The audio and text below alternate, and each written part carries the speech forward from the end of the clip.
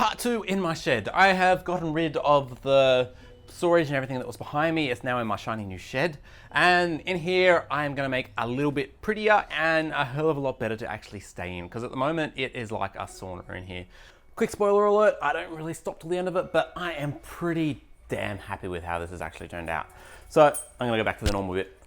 The walls around me are tin that are going straight into the sun, and Australian summer is horrible in this. It's pretty much just like a sauna in here. So I'm gonna clad all the walls, I'm gonna put insulation up there, and hopefully stop a lot of the heat just radiating straight into me, because it's 30 degrees today. It's not that hot, but in here, I'm sweating. So I'm gonna get started onto that. I've got some wood that's arrived. I'm gonna clad all the walls with a nice wood, well, an ugly wood that's gonna be painted, and go from there. So also the roof, I'm gonna start on first and keep going. Yeah, not the most, yeah. Now, the wood that I chose to use for the wall is called particle board. Basically what it is a wood chip that's been glued and then compressed into a sheet. Now, I could go on plasterboard for the walls, but I wanted something that I could screw onto and would be a very nice support. And it's also got a few more thermal properties to try and keep a bit of heat out. But it does have a few down points. One of the biggest is water. If this stuff gets wet, then it swells and just looks absolutely horrible. But the shed is relatively watertight, so I'm hoping, fingers crossed, that it won't be an issue too far down the line.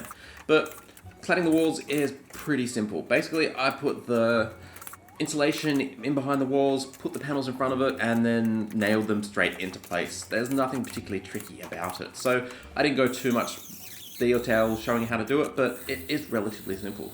For the holes that I'm drilling, basically you can see that I have dust extractors through the wall. So it goes outside the shed, goes around the back, and it's all hidden and nicely out of view, which is what I love. And once the walls are up, then I can start putting the paneling up on the wall. I'm sure there's a much better way to do it, but the best way I could figure out was to put half the panel in place, put the insulation in there, and then screw the panels directly into the roof. Now, again, I'm sure there's better ways, but I couldn't really do it. There are machines that will hold it directly onto the roof, which make it a hell of a lot easier, but I didn't have them, and I'm a tightwad. So I didn't want to buy them.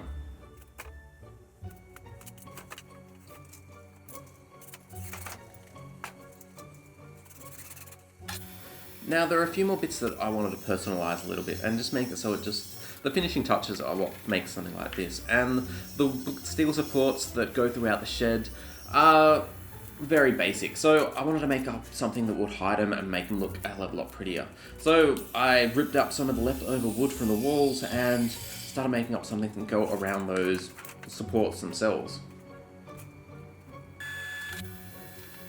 Now, all this stuff is pretty much using leftovers that I had left over in my shed, which was fantastic. And I went around, looked through my router bits, and just found some bits that I thought looked relatively good and quite attractive, and then just routed down a piece of MDF that could go around outside of it. And after that's all nailed together, to give a bit of time to glue, I went through my drill press and just drilled some holes into it, and then it's very basic steel screws that I screw directly into the wall. It pulls it all tight against the steel supports that are behind it, and just makes it look a lot better, I think. Now this is something that I love about my table saw. It's a sliding table saw, which means that big sheets of MDF are not a problem for me to get through, because you can just move the entire panel across. And I did exactly the same as I did for the supports on the wall, for the nice trim that goes around here to hide the line separating the pieces of wood. And put them in place, chopped them, and that was it. And then for the roof, I did pretty much exactly the same thing as the walls, as you guys can see. Just with a few little holes to be able to get everything in there, made up some nice little custom pieces that would fit quite easily, and then nailed, glued, and filled all the stuff up with a bit of filler, so it'll look nice and smooth once it's all painted. And now for my most hated job ever. I don't like doing cornices. The glue sets too quickly in parts, and I just don't like doing cornices. But you gotta do what you gotta do, and it went up there all right. Well, 2 of them fell down on me, and I swore at it, and eventually they all got up, and it was time for paint. Now, one of the things that I am quite proud about is that I hid some air ports behind the wall for everything. So I've got some very small ports that come out of the wall, and I can hook air equipment into it, so staplers, sanders, and that sort of stuff. And the compressor itself is going to be hidden inside of a box in the miter saw.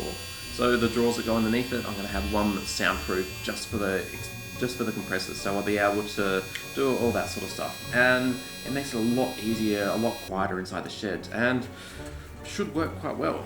Now, it's just time for paint. Paint's boring, so I'm going to skip over it and not show you guys all the very, very boring painting bits. But I picked a nice colour, well, my wife picked a colour that she's liked, and I went around painting. Now, one thing that I am a bit sad about is the floor. It's bad pavers that are all uneven, and I would have loved to put concrete down on the floor, but the price of it was just, it was too much at the moment. So I've left the basic base of the floor undone. There's no cornices, there's no skirting boards over the base of it, so when funds get a little bit better, I will come along and redo the floor, so it'll just be awesome. Okay, so as you guys can see behind me, I have it done. It's all painted, it's all insulated, and we had a 43-degree day a couple days ago, and in here it was hot, but it was bearable. Usually it's like an absolute oven in here, and it means the insulation is working and doing its trick, which I am ecstatic about. Now, this is only the second part. The next bit that I've got to do is set up all the machinery, get a nice miter station along there, a workbench, a welding table. I have some Trickery Arduino that I'm going to set up in here to make it just awesome. And that stuff's all still to come. So I am going to get stuck into it and keep on going. So keep tuned for the next updates that are going to be coming soon, and it should be fun. So I'll see you guys soon. Don't forget to do all the fun, subscribe, and you know the drill. So I'll see you guys next time, and thanks for watching.